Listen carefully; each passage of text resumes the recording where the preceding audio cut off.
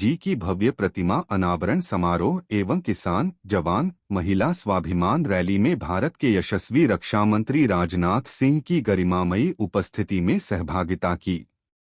इस अवसर पर रक्षा मंत्री ने विशाल जनसभा को संबोधित करते हुए राष्ट्र निर्माण, किसान कल्याण, महिला सशक्तिकरण, आत्मनिर्भर भारत तथा देश की सुरक्षा एवं विकास से जुड़े महत्वपूर्ण विषयों पर अपने विचार व्यक्त किए। उनके प्रेरणादायी उद्बोधन ने उपस्थित जनसमूह में राष्ट्र सेवा और विकास के प्रति नई ऊर्जा का संचार किया। वीर शिरोमणि महाराणा प्रताप जी का अद्वितीय त्याग, अदम्य साहस, स्वाभिमान और मातृभूमि के प्रति समर्पण हम सभी के लिए सदैव प्रेरणा स्रोत है। उनका गौरवशाली जीवन हमें राष्ट्रहित को सर्वोपरि रखते हुए संघर्ष, सम्मान और कर्तव्यनिष्ठा के मार्ग पर चलने की प्रेरणा देता है। इस गरिमामयी कार्यक्रम में जनपद के सम्मानित जनप्रतिनिधिगण, पार्टी पदाधिकारीगण, देवतुल्य कार्यकर्तागण तथा हजारों माताओं, बहनों एवं नागरिकों की उत्साहपूर्ण उपस्थिति रही। उत्तर प्रदेश के पूर्व अध्यक्ष, उत्तर प्रदेश सरकार में कैबिनेट मंत्री श्री भूपेन्द्र जी चौधरी और हमारे भारत सरकार में राज्य मंत्री, लोकप्रिय सांसद श्री एसपी सिंह जी बघेल और इस संसदीय निर्वाचन क्षेत्र के लोकप्रिय सांसद श्री राजकुमार जी शाहर, भारत की राज्यसभा में सांसद एवं आगरा के पूर्व महापौर श्री नवीन जी जैन, श्री दुर्गविजय सिंह जी शाक के क्षेत्रीय अध्यक्ष श्री संतोष सिंह, प्रभारी ब्रज क्षेत्र श्रीमान योगेंद्र जी उपाध्याय, उत्तर प्रदेश सरकार में कैबिनेट मंत्री और प्रदेश सरकार में कैबिनेट मंत्री श्रीमती बेबी रानी मौर्य, श्री राम सकल जी गुर्जर पूर्व मंत्री, श्री प्रशांत पूनिया जिला अध्यक्ष, श्री राजकुमार गुप्ता शहर अध्यक्ष, छोटे लाल जी वर्मा, भगवान सिंह जी, श्री बीएस शिवहरे, श्री जीएस धर्मे, श्री पुरुषोत्तम जी खंडेलवाल, डॉक्टर धर्मपाल सिंह, अंजुला जी माहौर, श्रीमती बबीता चौहान, अंजुला जी माहौर तक सभी विधायकगण, श्रीमती बबीता चौहान अध्यक्ष महिला आयोग, श्री डॉक्टर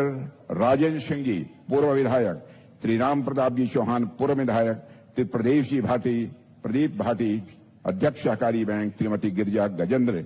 सिंह और श्रीमती प्रियंका गुर्जर, श्री संतोष शर्मा। एक नाम मैंने छोड़ दिया, आप लोगों ने सोचा होगा कि वह नाम क्यों छोड़ दिया। वह नाम है जिसके नेतृत्व में आज इतना भव्य कार्यक्रम यहां पर आयोजित हुआ है, वह डॉक्टर मंजू भदौरिया।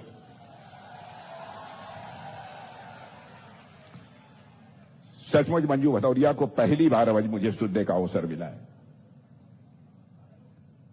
और मंजू भदौरिया को सुनने के बाद मैं ये कह सकता हूं, परमात्मा में लगता है कि जन्म से ही उनके अंदर वक्तृत्व क्षमता दी है, अपनी बातों को ठीक तरीके से लोगों के सामने प्रस्तुत करने की क्षमता दी है। और बहनों भाइयों, यदि आज आपके बीच में आया हूं, लंबे अरसे के बाद आया हूं। भारत देश की राजनीति में होने के कारण स्वाभाविक रूप से देश के कोने कोने में विभिन्न कार्यक्रमों में जाना पड़ता है। इतना ही नहीं, भारत का रक्षा मंत्री होने के नाते दुनिया के दूसरे देशों में भी बराबर आना जाना पड़ता है।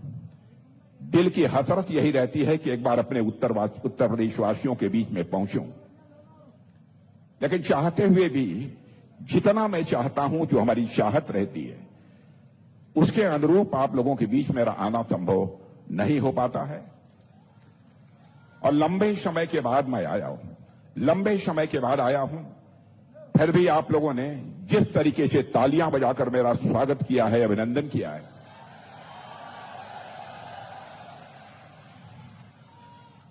बहनों भाइयों, मैं आश्वस्त हूं कि मैं जहां रहूंगा, जिस रूप में रहूंगा, आपका स्नेह, आपका आशीर्वाद बराबर मुझे प्राप्त होता रहेगा। आपने तालियां बजाकर स्वागत किया है, अभिनंदन किया है, लेकिन भारत की परंपरा है और शिष्टाचार का तकाजा है, स्वागत, अभिनंदन और सलाम दुआ कभी एक तरफा नहीं होना चाहिए। इसलिए मैं भी एक बार शीश झुकाकर